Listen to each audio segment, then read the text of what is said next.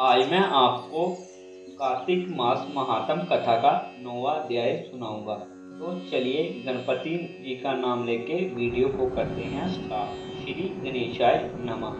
श्री कार्तिक महात्म 9वां अध्याय। राजा पृथु बोले, हे ज्येष्ठ मुनि नारद जी, आपने कार्तिक मास के व्रत में जो तुलसी की जड़ में भगवान विष्णु का निवास बताकर उस स्थान की मिट्टी का पूजन करना बतलाया है, अतः मैं श्री तुलसी जी के महात्म्य को सुनना चाहता हूँ। तुलसी कहाँ और कैसे उत्पन्न हुई, ये बताने की कृपया करें। नारद जी ने कहा, हे राजन, आप सावधान होकर तुलसी जी की महत्ता तथा उसके जन्म का प्राचीन इतिहास सुनिए। एक समय जब देवगुरु बृहस्पति और देवराज इंद्र कैलाश पर्वत पर शंकर जी का दर्शन करने गए, तो भगवान शंकर ने अपने भगत की परीक्षा ली। उन जटाधारी दिगंबर ने उनके मार्ग में अवरोध डाला। जब भी वह तेजस्वी, शांत, लंबी भुजा और चौड़ी छाती वाले, गौर वर्ण वाला, विशाल नेत्र से युक्त तथा सिर से जटाधारे वैसे ही बैठे थे, तथापि उन भगवान शंकर को ना पहचान कर इंद्र ने उनका नाम दाम आदि परिचय पूछा और कहा, शंकर जी अपने स्थान पर हैं, जहाँ कहीं गए हैं।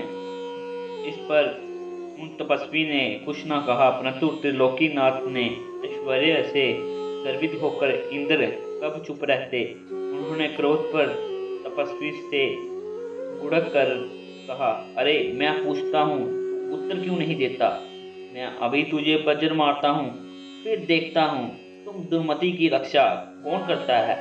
ऐसा क्रोध को इंद्र ने ज्यों ही उस दिगंबर को मारने के लिए हाथ से वज्र लिया, त्यों ही भगवान शंकर ने वज्र सहित इंद्र का हाथ स्तंभित कर दिया और विकराल नेत्र कर भगवान शंकर ने उसे देखा।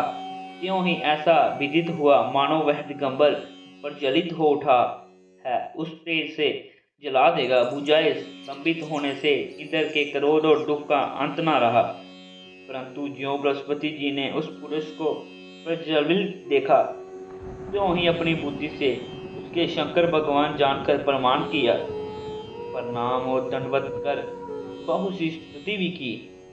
फिर इंद्र ने भी भगवान शंकर से कहा, हे दीनानाथ, हे महादेव, अपना क्रोध रोककर इंद्र ने अपराध को क्षमा कीजिए। बृहस्पति के यह वचन सुनकर महेश्वर गंभीर वाणी से बोले, मैं अपने नेत्र से निकले हुए क्रोध को कैसे रोकूं?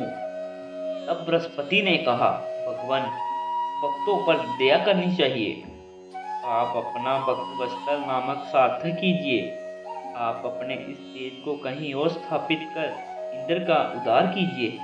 तब भगवान शंकर ने गुरु बृहस्पति से कहा, मैं तुम्हारी स्तुति से प्रसन्न हूँ, जो तुमने इंद्र को जीवन दान दिलवाया है। मैं विश्वास करता हूँ कि मेरे नेत्रों की अग्नि अब इंद्र को पीड़ित ना करेगी। बृहस्पति से ऐसा कहकर भगवान शंकर ने अपने माथे से निकली हुई अग्नि में तेज को अपने हाथ से लेकर क्षीर सागर में डाल दिया और फिर लीलाधारी भगवान अंतर ध्यान हो गए। इस प्रकार जिनको जानने की इच्छा थी, उसे जानकर इंद्र और बृहस्पति अपने स्थान को चले गए। तो इसी के साथ हमारा 9वां अध्याय समाप्त होता है।